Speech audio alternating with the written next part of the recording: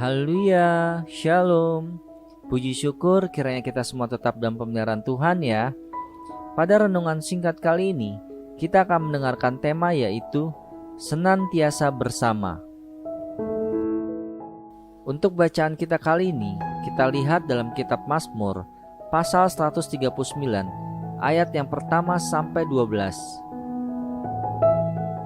Maka kegelapan pun tidak menggelapkan bagimu, dan malam menjadi terang seperti siang.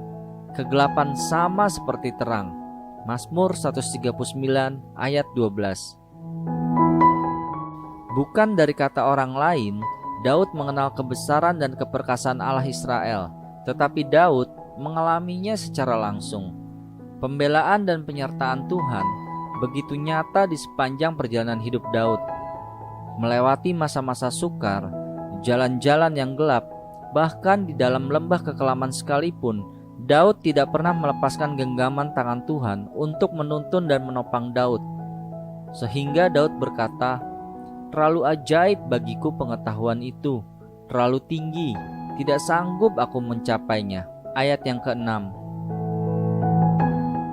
Sungguh tak terukur betapa lebar dan panjang dan tingginya dan dalamnya kasih Allah kepada Daud. Di perjanjian baru, Allah menghamparkan jalan di depan kita agar kita dapat masuk dalam rencananya bersama Kristus. Untuk mencapai tujuan kita bersama Kristus, kita harus tunduk dan mempercayakan hidup kita sepenuhnya kepada tuntunannya, langkah demi langkah setiap hari.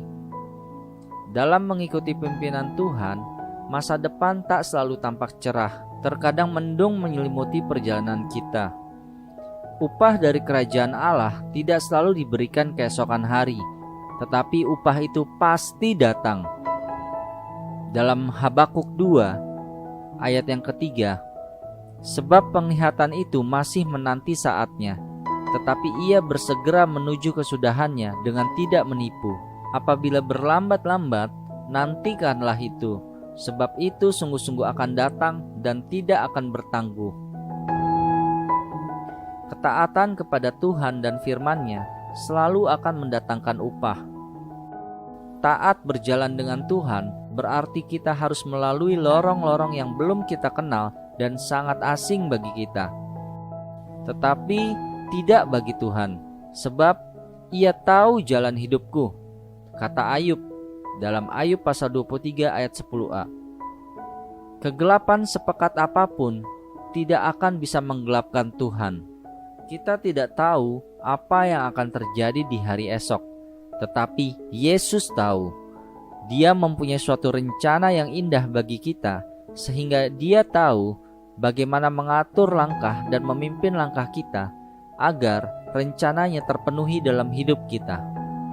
Jadi, kita tidak harus menghadapi masa depan itu sendirian ya, melainkan dengan bersama Yesus, Gembala yang baik yang ada di sisi kita dan selalu menuntun kita. Di akhir renungan singkat ini, saya akan membacakan kata-kata penutup bagi kita semua. Jangan takut dan tawar hati untuk menghadapi hari esok, karena Tuhan ada di pihak kita. Haleluya. Amin.